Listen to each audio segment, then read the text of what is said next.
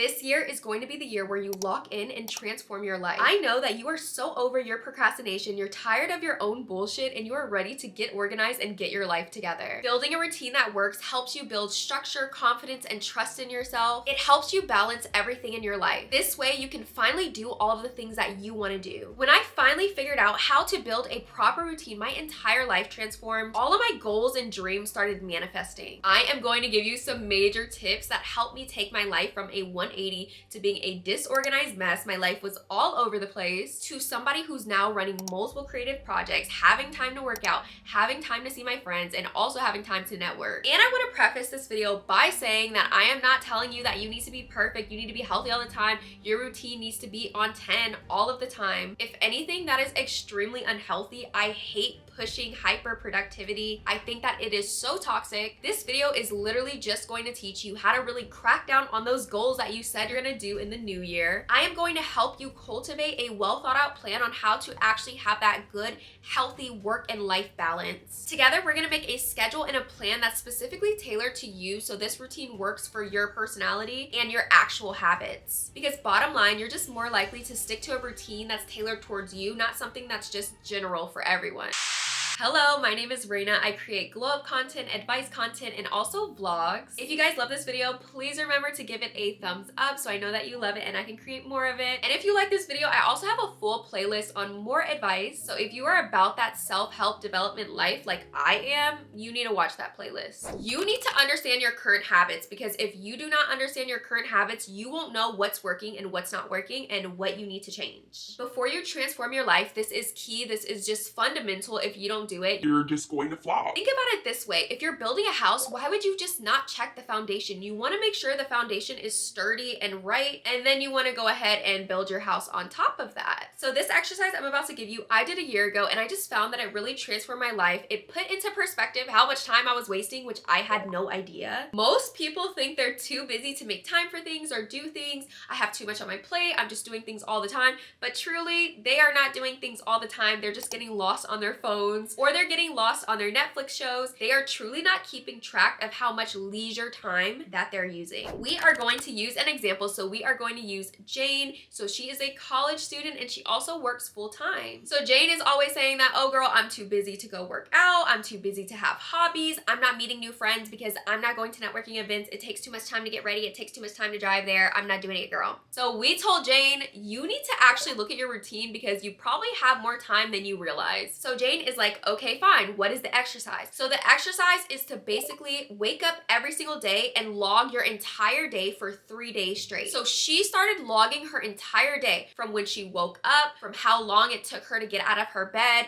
how long she was scrolling on her phone in bed before she got up and brushed her teeth and did her skincare, how long it took her to cook, because she was also watching a TV show and she would stop cooking and watch the show. She started tracking every single thing about her day. And Jane started finding a pattern, and she saw that she scrolled 3 to 4 hours every single day on social media. Once she found this out, she started making some changes. She said, look, I'm going to put a timer limit on my social media because this is not okay. It's distracting me. I'm not learning anything. She put a 2-hour timer on the weekends for her social media, and she replaced scrolling with reading books, picking up a new hobby. She started painting. She started making time once a month to go networking. She joined Meetup and she started meeting new people through networking events, volunteer groups. She found that she has a deep passion for volunteering for the youth, because she would wake up at 7 a.m. and she would spend time scrolling on social media for 1 hour before she got up. So she decided to go to bed earlier and wake up earlier. She woke up 30 minutes earlier for the entire week, so that extra 30 minutes in the morning could squeeze in some time doing some meditation, doing some reading, or even journaling. By making these small adjustments, by just assessing what her day-to-day life was like just for 3 days, made her happier, made her healthier, made her more intentional with what she was even watching on social media. So you and I both need to hop on the Jane train. For the next 3 days, I want you to log every single thing you do for the entire day. You need to be very honest with yourself, because if you're not being honest with how much you're spending time doing other things that aren't really that important, you're not gonna really build a good routine. You need to log every single time you're looking at your phone. You need to log how long it takes for you to decide what to eat that day, every little thing. So this is not about having the perfect day. This is actually just about having the most realistic realistic day possible. So you can use your notebook to do this, or you can use your phone app. It works either way. I personally would just use my phone app too, just because it's super handy and I could just hurry up and type down what is going on throughout my day. Remember to be super detailed. Do not skip the small things. And after major activities, you want to start logging how that made you feel. If it made you feel energized, drained, or neutral. Let's say you spent 2 hours just scrolling, looking at random videos on Instagram. How did that make you feel? Do you feel better? Or do you feel like you just wasted your time? Do you feel more drained and negative? How long did it take you to do your workout session? Did it make you feel lighter, happier, healthier? Or was your workout session just really stressful and you wish you did it earlier in the day? At the end of the day, you want to look at your log and you want to see if you can find any patterns. Are there hours of the day where you are most productive? Are there hours of the day where you are feeling sleepier, less energized? What do you typically feel after similar activities? I know for myself, I work best in the morning. So when I was logging my days, I found that I just got more done in the mornings. I had more on my plate. I felt more energized. But if I ever tried to do anything like answer work emails or work out during the evenings, I would just feel more drained and lazier. I also found that I use my phone the most during midday. A year ago, I felt like I had no time to work out. I just had way too much on my plate. How can I work out if I'm hanging out with my friends,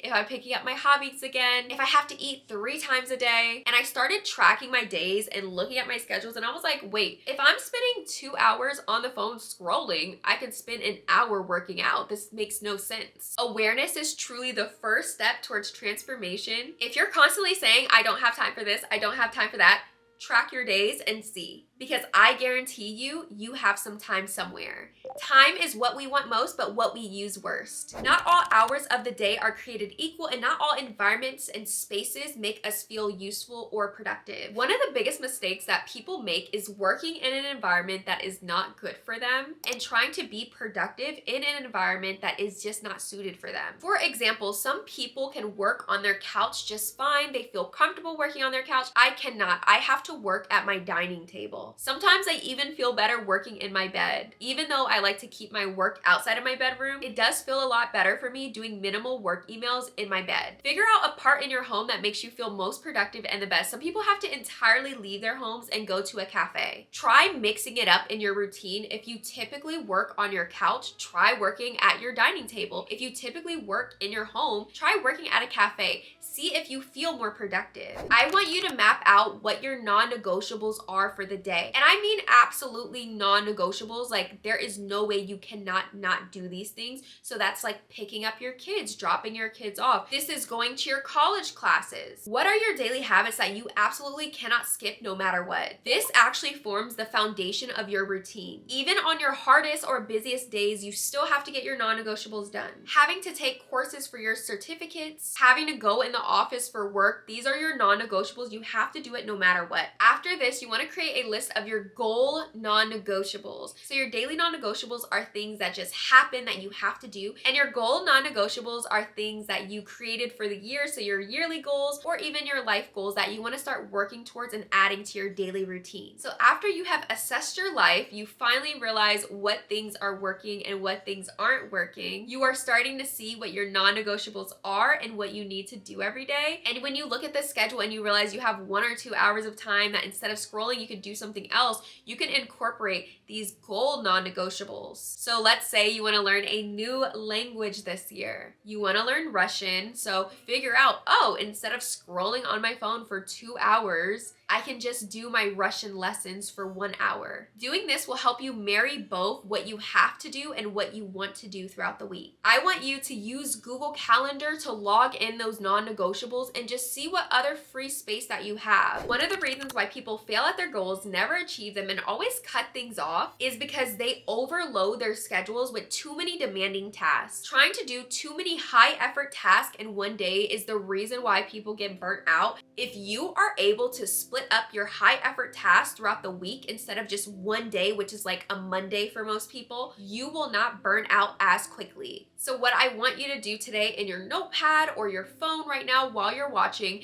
is to create 2 separate lists. I want you to create a list of low effort tasks and high effort tasks. You can do mid effort tasks, but I would just say for this to simplify it, just do low and high. High effort task takes a lot of focus. Think about it this way. A low effort task is something you can do while watching Netflix. A high effort task, you cannot. It takes a lot of focus, creativity, brainstorming, problem solving. While low effort tasks, you can watch Netflix, you can do it on autopilot, you can do it while you're on the phone with your friends. By categorizing these different tasks, you're able to clearly see what is high and low effort for you so you can tailor it towards your specific schedule. I would say try to not put more than 3 high effort tasks in your everyday routine. I personally just put only 2 high effort tasks every day just because that's the way that I work best. An additional way to figure out whether something is high effort and low effort is to log how you feel after these tasks. Do you feel drained? Do you feel tired after? Or do you feel more energized, like you're ready to move on to the next thing? If you feel tired or drained, it's probably a really high effort task. And if you feel ready to move on to the next thing because you're glad the other thing is over and it was really easy to get rid of, that's a low effort task. Productivity is not about doing more and more and more. It's about doing things at the right time because that is the only true way that you can stay consistent. By balancing your high and your low effort tasks, you will be able to accomplish so much more. I work well in the mornings. When do you work well? Do you work well in the mornings? Are you more of a productive person in the evenings? You need to start tracking these patterns and you have to start paying attention to these patterns so you are merging your to-do list with your body clock. You need to figure out what your natural rhythm is so you can work with it instead of working against it. So for an entire week, I want you to try your routines in different spaces. See what works for you throughout the week and what you prefer. After tracking your body clock and figuring out when your energy is high and when it's low, you want to put your most important tasks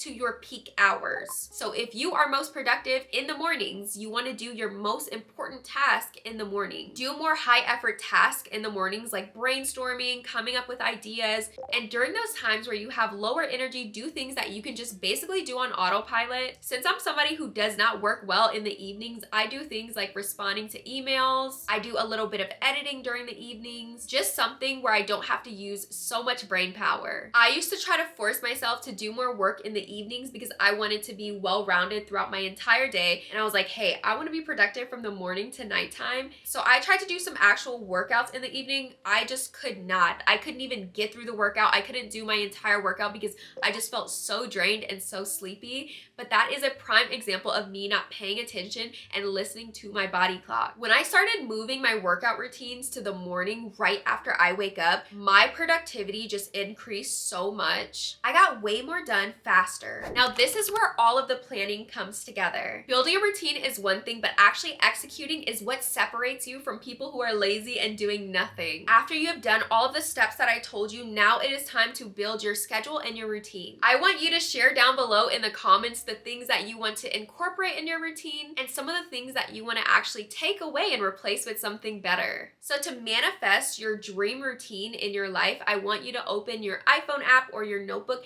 and I want you to write down your ideal day. And I want you to get so freaking specific. Just how we got specific with what you do every single day, you need to get specific with how your everyday looks. Write down what you do in the mornings. For me, in the mornings, I made an intentional effort to not check my phone as soon as I wake up. As soon as I wake up, I do some light stretching and I do a 10-minute meditation and I go in the bathroom, I brush my teeth, I do my skincare, and then I check my phone. Doing this just made me feel so much healthier and happier, and I started combining certain things like talking on the phone with my girlfriends while I'm doing laundry, while I'm cooking. So instead of just working throughout the day, I'm also talking to the people that I love. So I want you to write down your ideal day in specific detail. I want you to make it as realistic as possible, but also write down some of those goals you have for the new year and for your life, and make really small tasks that just add up to your big results. So now that you have written down your daily routine, we need to talk about what your weekly routine is going to look like, because your day is not going to look the same every day. My Mondays do not look like my Fridays. I have 2 different routines. So your weekly routine is going to help to balance those long-term goals. So instead of you learning Russian every single day of the week, you are learning it only on Mondays, Wednesdays, and Fridays. Instead of working out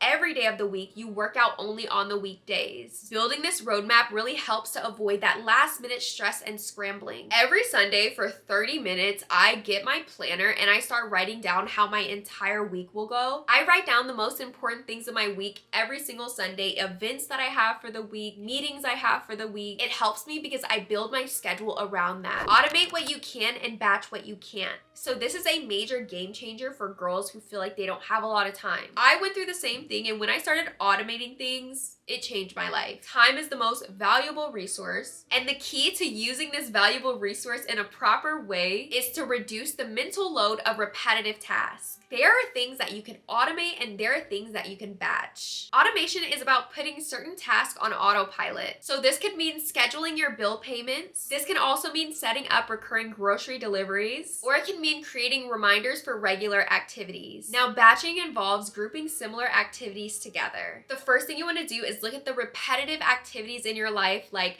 meal prepping, cleaning, or answering emails. For tasks that cannot be automated, batch them. For things that have to be batched, dedicate 1 hour of your day to do similar tasks. So instead of responding to your emails throughout the day, respond to all of them within 1 hour. One of the things that I do that has changed my life is I batch record for my social medias. Instead of just recording every single day, putting on my makeup every day, getting dressed every day, it's actually just 2 or 3 days during the week where I just record a lot. And sometimes I don't even record for that week because I did a huge batch recording the week before, so I can take the next week off. Breaks are so important. As somebody who loves relaxing and doing nothing, you have to take breaks. I recommend doing 15 to 20 minute breaks. I think that's so great for your brain to cool down and to relax. Not all breaks are created equal though. Sometimes you could think that you're taking a 15-minute break on social media and you're actually scrolling for an hour. It can actually leave you feeling drained or distracted instead. I think that if you do prefer scrolling on social media or watching Netflix,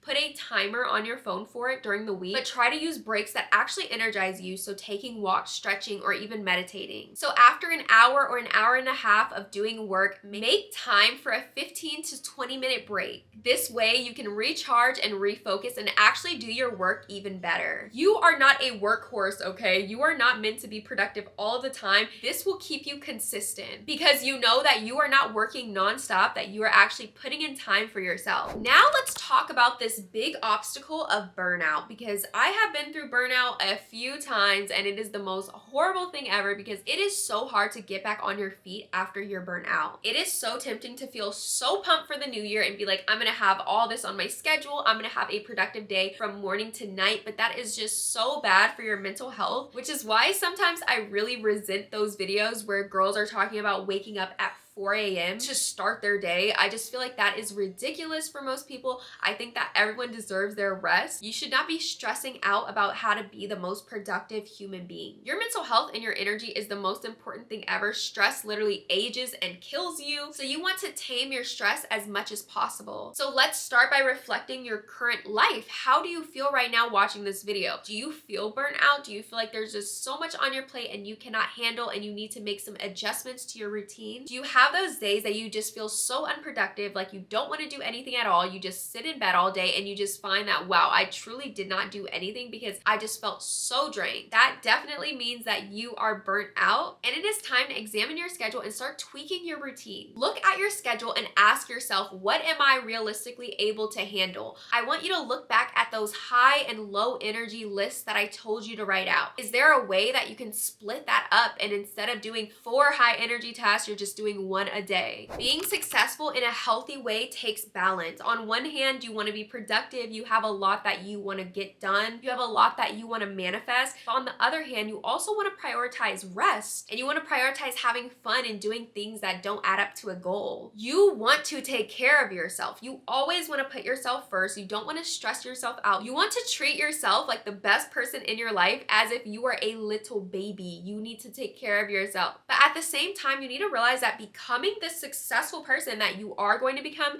takes a lot of sacrifice. I had to sacrifice so much in my life to get some of the biggest things I've gotten in my life. I had to sacrifice so much to get my rental property, to move to a new state that I never lived in. To get my college degree, I had to sacrifice so much in my life to get to where I am, and I am so grateful for it. But one of the things I do regret sometimes is, hey, I should have taken care of myself more. I was so hyper fixated on this one thing that I just neglected another side of me. When you use the routine that I gave you, you will start to finally balance fun and activity and hobbies with actually getting things done, because you don't have to choose. One of the things that women just need to remember is you are not a constant project. There is not something you always have to work on. Sometimes just being yourself is enough. Sometimes just loving the skin that you're in, being grateful for where you are, just loving your friends, having fun. One of the things I regret when I was in my hyper productivity era was just not having fun and not taking advantage of, especially my early 20s, of just going out, partying more, not just being locked up in the house, not talking to people for days. It is so important to do things that don't add up to a goal as well. Go to a painting class, go to museums more, especially if you get your museums free. Start learning a new instrument that makes you happy, that you've always wanted to learn. Take those salsa classes. Do something that doesn't make you any money at all. A lot of people are just so brainwashed into thinking if it doesn't make me money, it's not worth it, but that is not true. If anything, I have more fun doing things that don't make me any money. Progress is not linear. There are some days where you are not going to have perfect days. I have a lot of days that are not perfect, but with my routine of balancing everything, I feel that long term my goals make sense and I always achieve them because I have penciled in the most important things and I get it done. But I also make sure I get done my hobbies, my fun, seeing my friends. This routine will most definitely give you that well-balanced life. If you enjoyed this video, please give me a thumbs up. I have an entire playlist on more advice. I love you guys so much. If you're in your early 20s, you need to make sure you watch my latest video on how to not regret or ruin your 20s. I love you guys so much. Thank you for watching, and I'll see you in my next one. Bye.